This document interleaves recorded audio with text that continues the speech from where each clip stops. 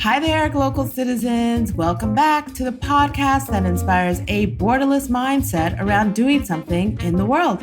I'm your host, Florence Adu, and I am back in Accra. Hooray! It's just so wonderful to be back in my other home. I am so happy to be feeling the sun rays every day, feeling the sea breeze every day, and just being a little bit more free in my garden here. And I'm happy to kick off my season, my stint in Ghana with a wonderful interview with a trailblazer in the cannabis industry. He is Nana Kwaku Agyemang. He is the founder and president of Hempire Association of Africa. He is the CEO of Hempire Agric Ghana Limited, and we're just happy to have him here. Hooray! I'm back in Ghana. I'm so happy. The sun is kissing me lovely and the sea breezes are giving me hugs. We're still in some slight lockdown, but I'm back. And I'm happy to open up my season here in Ghana with a very interesting gentleman. He is the founder and president of Hempire Association of Africa. He is the CEO of Hempire Agric Ghana Limited. And his name is Nana Kwaku Agyemang. Nana, welcome to the podcast. Thank you very much. Thank you. So tell us more about where you're from, where you're local, and what is your craft? Well, I'm a Ghanaian. I live in Ghana. I'm from the Ashanti region of Ghana, the Asante Mangpong, we say. And I've been doing things there, but the focus, obviously, everybody migrates to Accra to do things, because it is the capital. And I've ended up in Accra for all my sins, and I'm working fervently on a number of different projects. The Hempire Association of Ghana and the Hempire Association of Africa are two massive projects that are really dear to my heart, and I'm very passionate about them. The Hempire Association of Ghana has been working with government agencies. It's been working with the government, especially on the Parliamentary Select Committee, where we've been interrogating the old 1992 PNDC law on cannabis and drugs. We have been looking at making changes to the law in order to facilitate the cultivation of cannabis sativa L, which is industrial hemp, for industrial purposes and for medical purposes. We've been working to have it all decriminalized. Essentially, the Hempire Association of Ghana, we're all about the full legalization of cannabis and all its different strains. But I think at some point it became clear to us that government had a different agenda. And as we were moving closer to a general election, they were becoming a bit wary about propagating the full legalization of cannabis, because culturally, there are a lot of stigmas about cannabis that we promote, unwittingly and otherwise. Mm-hmm. And what it has meant is that in terms of being edified about what cannabis is and the benefits of cannabis, that education has been stagnant. Mm-hmm. And so we are stuck in our own cultural ways of giving it certain names that demonize it and that classify it as a very, very bad thing that everybody should stay away from. And to the point where if we are able to identify people who are participating in it, then they are also demonized. They are also seen as people that no one should have any contact with because those people are very bad people. And so we're caught in that rut at the moment, and the Hempire Association of Ghana is trying to dig people out of that by educating them. We call it hemp-educating. So we're trying to hemp-educate people out of that rut so that they're able to view cannabis in a much more positive light. Unfortunately for us, we have taken the baton from people like, I think his name is Harry Anslinger, And he was the big boss of the Drug Enforcement Agency back in the United States.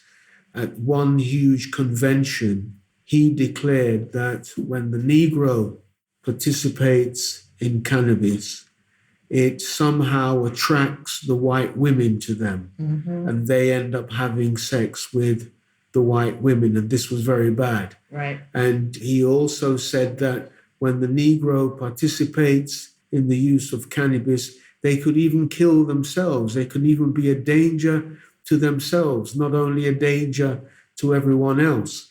And I think when he gave that speech, he also included Mexicans in it as well. Yep. And in so doing, I think we've seen years down the line how many innocent African Americans have been murdered at the hands of the police because they may have had a joint or two or a little stash of cannabis, also known as marijuana. It's still happening today. And that is despite the fact that in the Americas, it's quite liberal now. And they've done, while they were chasing us around with batons and guns and what have you to eliminate us because we had a small stash or a couple of joints, their scientists have been researching the health benefits, they've been looking at the environmental benefits, and they've been reaping the economical benefits as well, as state by state legitimizes the cultivation and the processing, the manufacturing of goods that are all cannabis-based. So here in Ghana, we've taken the baton from the Americas, even though they're now doing much more positive things with cannabis, and we're running with it. We've added it to our own cultural stigmatization, and we've said, well, yes, the white man has said this is very bad, and we know it's very bad because we have our own stuff with it, and now we're running that race. Sure. A race that has ended a long time ago with the legalization of cannabis globally in many first world countries. So the education is quite essential because we have health practitioners who go around and continue with the demonizing of cannabis by saying it will cause you to become mad and mentally unstable and all different kinds of things. And they've been propagating this at will and only really being challenged by us because no one really understands and has taken the time to understand what cannabis is all about. So the education is very important and we continue with that. And to a certain extent, we've had some success because, when we realized that government was saying, well, they couldn't go through with the full legalization because of our strong cultural stigma and the fact that we've taken the baton from the Americas as well. They believe that it would upset the voting apple cart. And 80% of the voters here are Christians. And the majority of them are up in arms, 20% are Muslims. And so they, in their infinite wisdom, believe that the best thing to do was to decriminalize hemp because we could justify that much more easier because industrial hemp has a THC content of 0.3, whereas the regular cannabis, you can get THC content up to 30%. And the THC content I talk about is the tetrahydrocannabidiol. And when that is ingested, there's no two ways about it. It does leave the person who has ingested it feeling much better than they did before. And that's the truth of the matter. People like to use the words high and all that kind of stuff. But I would like to say that people feel much better when they actually participate in consuming regular cannabis. And it's no secret that doctors in first world countries actually prescribe cannabis to be consumed through smoke for Parkinson's disease, for Alzheimer's disease, and generally for degenerative diseases. that affect the brain. And it's no secret that when these patients consume cannabis in that way, that it aids their recovery. So that is something that people should know. So we've been involved working with the government agencies, working with the Narcotics Control Commission, working with Parliament, and working alongside other civil society organizations, trying to ensure that we can get full legalization. As it stands now, we have decriminalization of industrial hemp, which, as it stands, we are waiting for the regulations to go through Parliament. That is the legislative instrument. That has been prepared. There was a bottleneck because politically, the MPs and Parliament were all thinking about the election. So we had to take a break for the election. The election has come and gone. Then you had to wait another month for the signing in, which is January the 7th. And this time round, significantly, we've had a lot of MPs, over 100 in fact, that are totally new to the system. And so that it takes a little bit of time to get them orientated and how things go. Then on top of that, you've got the vetting for the ministerial appointments. So that's going on. And there's other things going on. But what is going to cause a significant delay is the fact that several of the MPs have COVID-19. Many of the staff have COVID-19. And the Speaker of the House has said that the House can only sit twice a week. Now, the House was already under some stringent rules insofar as the Speaker of the House said that only a third of the parliamentarians can be in the chamber at any one time, and that other parliamentarians who are not in the chamber should virtually connect with what is going on. So that was already in force, and now we have a situation where they can only sit twice a week. Now, with all that needs to take place, I can see that there will be a delay when Parliament considers the legislative instrument. We at Hempire Association of Ghana, HAG, we are concerned because the legislative instrument, and most legislative instruments, I'm informed, only have a life expectancy of a year. And so the year starts from the day that the president assented to the bill becoming a law, and that was May the 11th. Of last year. That was on the anniversary of Bob Marley's demise, I think. So what we're looking at is that around about May the 10th, the 11th, that life of the legislative instrument will be extinguished. And so what we have to do is ensure that we get the legislative instrument up in front of Parliament, laid on the floor of Parliament. There's a requirement of 21 days. And once we can do that, the legislative instrument will go through right now. If we fail in doing that, then there's a lot of politicking and administrative gymnastics before we can get that back on the table. And we don't want to go through that. Right, so of course. we're working fervently to ensure that it will get up there well before May the 11th. Sure. So you have this instrument. How did this come about? Hempire has been around for, I think, about 10 years now. No, it's not that long. We're young. Okay. We're young. I think first and foremost, I was working with the Rastafarian Council of Ghana. Okay. And they were pushing the agenda. I was actively working with them, pushing the agenda. But I think they peaked, to be perfectly honest with you. The Rastafarian Council of Ghana, they peaked. And they weren't able to progress to the next level.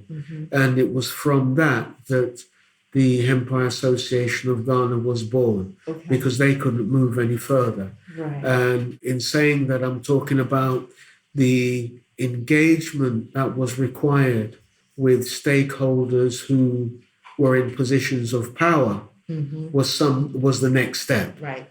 And they weren't able to take that step. Right. And so I registered the association and started working with like-minded people who joined me in the association to push that agenda of advocacy further. Mm-hmm. And I mean, eventually the Rastafarian Council of Ghana just slipped away into oblivion. Oh, okay, so they're no longer active. No, they're not active at all. They're not active at all. Which is the evolution of lobbying and advocacy organizations in general. You know, they breathe life into other follow-on, more effective organizations. So what is your background? How did we can hear a bit of your English being a little bit more European. Oh, just a bit? You can only hear just a bit. Just a bit. Well, I'm grateful you can only hear just a bit. I went to school in the United Kingdom. In fact, I finished the majority of my education there for my sins. Okay. And so having trained there, I think that accounts for the accent that I can't shake. Even when I'm speaking Tree, it's brothalized. I've been told many a time it's brothel. So I was over there. I've worked in local government. I've worked with central government. For the UK? In the UK, yeah. I worked in centralised and decentralised housing departments. I was the deputy housing office manager in a decentralised housing department. And I've done lots of work in race and equality and things like that. So I gained a lot of valuable experience while working with local government and central government, to the point where I set up my own housing business called Bala Developments. Bala Developments. Okay. This was in the UK. In the UK. And we were refurbishing properties, reconstructing properties, and laying it back out to people, selling it back out to people. It was property development. And that went quite good. In fact, that assisted in propelling me home from the profits, etc., etc. So I've been home 25 years now. It's my 26th year back home. So, and I'm enjoying it. There's no place better like home. Than home. No place. Yeah, quite interesting. So you came back, you established, and so where does your passion for cannabis and hemp originate? How did you come to the plant? How did you familiarize yourself with the plant and all that is? Well, I think, as you can see, I've got dreadlocks. So although I'm not a practicing Rastafarian now, I'm actually a Muslim. Back in the day when I was much younger, I was a Rastafarian. And of course, the Rastafarian community use cannabis when we congregate together for religious purposes. So that was how I first came into contact with cannabis, and I'd used it considerably for at least a decade or more when it came to those kind of religious practices. So I'm very well aware of its THC potency. I've been under its spell, so to speak, from time to time. But I've never experienced psychosis or any of those things. I think as it's something that's not consumed for one to derive pleasure, quote unquote, I've been able to control that feeling and direct it at whatever it is I was doing, so I would have greater focus, and that would lead to greater understanding too. I've never had any situation where I've consumed cannabis where it has taken me outside of myself, where I've lost control. I've never, ever experienced that at all. And at that time, whilst we all said that the herb was the healing of the nation, at that point in time, I never really understood what that meant, insofar as I didn't know that this herb was a miracle herb, that it could heal nations. I didn't know at all. It was just a slogan that we used at the time. It's like 20, 30 years later. I now really understand the true meaning of the herb being the healing of the nation. But that's how I came across it. That's how I used it. I'm now teetotal. So participating with that is no more.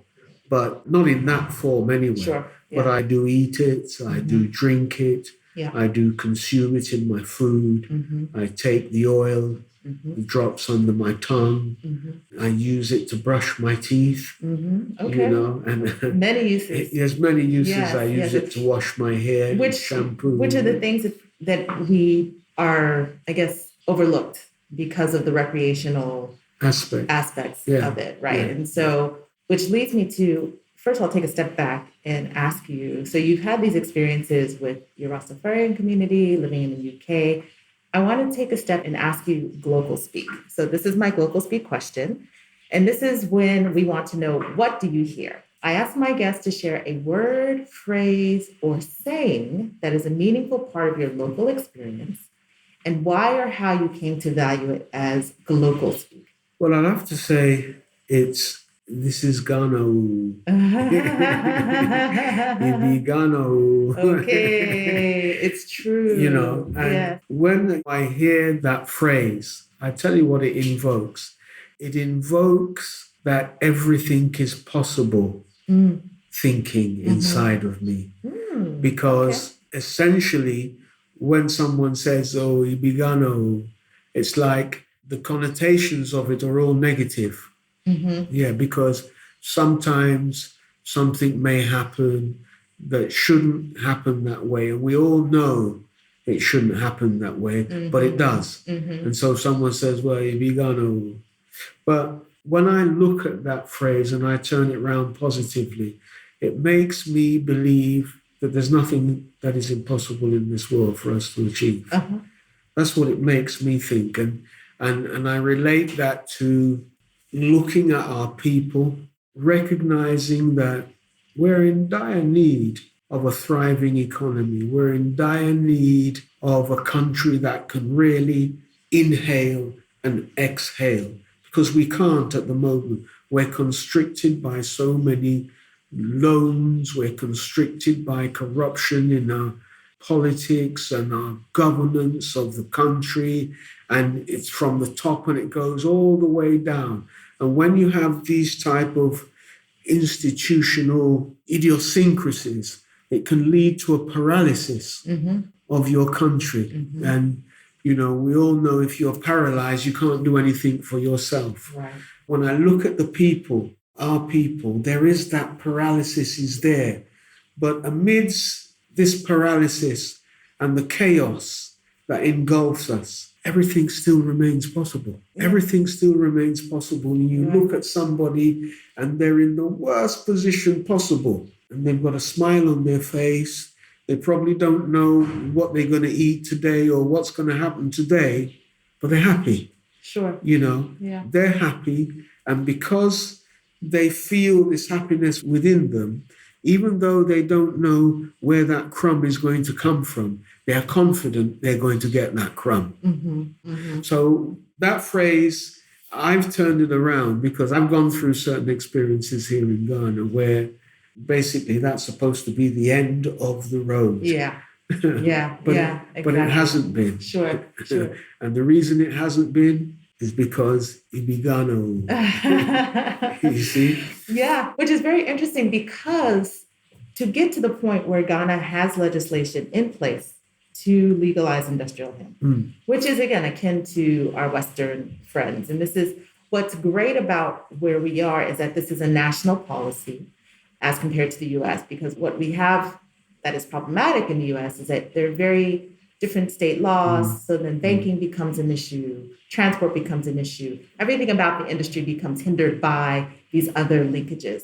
So we have the opportunity to build the infrastructure for an industry that is already actually potentially thriving, right? Because we already do have industrial production of hemp. You know, I've heard stories about the women who are farming in the Volta region and the Eastern region, and this is what they do. And obviously, it may not be the cannabis sativa L that they're cultivating now, but it's not that difficult for them to now get the seeds to be doing the production that will lead into this new economic livelihood for them.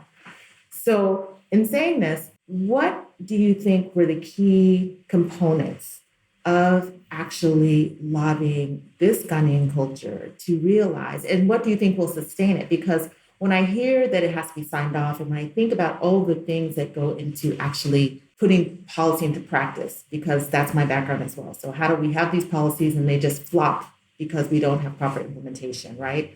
So what are the things that the parliament is going to be deciding on to make sure that there's equitable access to seeds, equitable access to research, equitable access to all those things that are the building blocks of a hempire?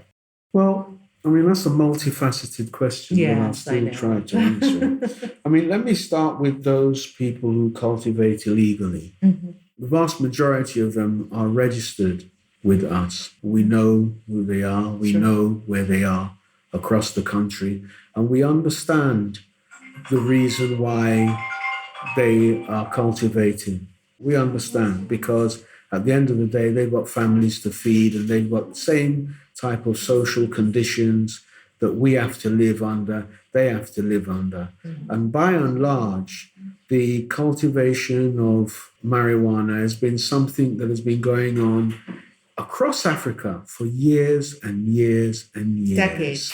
Decades. Mm-hmm. It's not just something that has cropped up today, as people would like others to believe. Mm-hmm. This is an industry that's been handed down and handed down and handed down. Mm-hmm. And when we see the young men and women participating in it now, we must know and recognize that it's been handed down from great-grandfathers or great-great-grandfathers now to them. This is what they know. This is what they do.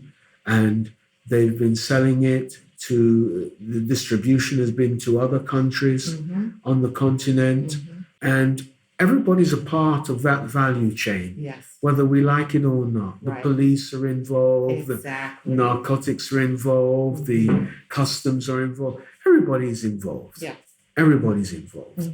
And at the end of the day, whether we like it or not, it's important that everybody is involved because everybody earns a living in some way from what is going on. I mean, you can grow hundreds of acres of marijuana. Who is going to prepare it? You go back to the women who will sit there and pick all the buds and do all this. And, it gives lots of people work. Gives lots of people who would otherwise be sitting there twiddling their thumbs, waiting for something to fall from the sky. It gives them employment, gainful employment. Fine, it's illegal, and then we will get around to getting the full legalization anyway, because we're going to work on it. But let's just understand the economy. The economics of it all and how important it is, because that money that they make is still put back into our economy. So if you were to quantify the contribution to the economies of these, what would you say that the value of the industry is now? The value of the industry here in Ghana, it's certainly around 10 million. Okay. And that's a conservative figure. That is, I would say. That's certainly around 10 million, easily. As a baseline, that's our starting point. And part of that is because it's not legal. So you can't capture all of it. You cannot. But projection-wise, so in working on the legislation, obviously there is some kind of projection because there's some kind of tax receipts that the parliament or the government is expecting. What would they quantify, or what has it been quantified as? Well, the tax, because it's agriculture, is 3%. Okay. Yeah, because everyone's leaving the hinterlands to come to town. So they provide an incentive and say that if you stay there and go into agriculture, whatever it is you're growing, it'll be 3%. And that will be the same for the hemp. Okay. That's not going to change, not yet. When government sees the numbers, then they will change it. And they're right to do so. And I wouldn't complain against it because I think that it's such a lucrative industry that you're going to make your money anyway. But so that's one part of your question. I hope what was the other bit? Because it was quite long, actually. It was, I know. I get into these thought processes and I see the evolution of it coming full circle. So you've answered the part about the economics of the levels, right? Yeah. So inside of the legislation, what are the terms and conditions? Okay. What are we doing? No, well, I think what we're looking at, I mean, I don't think there can be too stringent terms and conditions. what we're talking about is that, farmers need to have business plans. They need to have registered companies. Mm-hmm. Farmers need to be found. Okay. We need to be able to find you. Sure. And so you've got to be able to set everything out on paper to show how viable your business is going to be with whatever acreage you're going to use. And I think that's a standard procedure. Mm-hmm. Other than that, inside the regulation will just specify how many types of licenses there are and what criteria it is one would use to determine which type of license you're applying for. Mm-hmm. And you've got to determine that because you spoke about transport being difficult in the USA. Mm-hmm. It's because of the different laws in the various states. Yeah. But here, as you say, with one law, a national law, you can have a transport license, you can have research and development license, right. You can have a processing license, okay. You can have a manufacturing license, you can have a cultivating and export license, and various other licenses. Okay. You see, so the vast majority of us would come in at the cultivation and export stage because you need money to process, you need money to manufacture, right. You need money to conduct research and development. So how will you get the money? The first thing is you should start cultivating. And once you start cultivating, then you will start earning some money. And then you can decide down the road which part of the value chain you decide to get involved with and take it from there. Because with us, Hempire Agric Ghana Limited, we signed an off-takers contract agreement well over a year ago with a company based in Portugal and Germany. So we have an inroad into the European Hemp Association, and we also have windows of opportunities with the United States of America and Canada. And so we have been offered a situation whereby we've offered this to all those who registered to us, is that where someone wishes to cultivate on 35 acres, you can produce 25,000 kilos of hemp. And for that, we will pay you $520,000 US. Now, if you step up and you have a land space of 60 acres, you'll cultivate 50,000 kilos and you'll be paid $1 million for that. If you move up again and you have 90 acres, you can cultivate and harvest 75,000 kilos, you'll be paid $1.5 million. And if you have 130 acres and you want to supply 100,000 kilos, then you'll be paid $2.4 million US. And this was a contract we signed back in December in 2019. Okay. And that contract still stands despite economic depression, despite COVID, etc., etc. The one thing that has stood the test of time in terms of its unit price has been cannabis. It's been cannabis. So what we want to do is turn everybody who participates with us into millionaires. Because, say, for example, you're on contract one, whereby you receive 520,000 US dollars. You receive it every time you harvest. And here in Ghana, we can harvest a minimum of 3 times a year, right. A maximum of 4. Sure. So if you're just doing contract one, what you're looking at is that you can earn 1.5 million US dollars within the period of 1 year. Sure. Yeah. So let's say you do that for 2 years. That's 3 million US dollars. You minus 3% tax, minus, let's say, 250,000 US dollars for every time you cultivated. Let's say that's your expenditure. Yeah. That's 750,000. So you're looking at 2.25 million over a couple of years. So that gives you the ability to participate in any way you wish to participate, right, in terms of the value chain. Sure. Can be CBD oil, It can be plastics. It can be hempcrete. It can be the shampoo. It can be the soap. It can be the toothpaste. It can be so many different things. Sure. And I'm confident that what we will end up doing is producing a specific brand of CBD oil that you can only get from Ghana, because we want to establish a laboratory here. Of course. And then you're looking at the genetics of the whole thing. Right. Because what we're clear about is that CBD does have anti-inflammatory properties. It's a pain reliever. It's a sedative. It's so many different things. Yeah. And we know that we can create between 5 and 10 different strains that deal with different afflictions, if you like, different ailments that we can push out from Ghana that you can't replicate unless we tell you what the combination is. Got it. In terms of the compounds. Sure. From the seed to plant. Yes. Yeah. That's going to do it for part 1 of my conversation with Nana. Be sure to join us next week for part 2. You won't want to miss it. He'll continue with his conversation about the legislation of the cannabis law or hemp law in Ghana. And until then, you can catch us every Tuesday with the new live episode at www.glocalcitizenspod.com and anywhere you get your podcasts. So, as always, bye for now.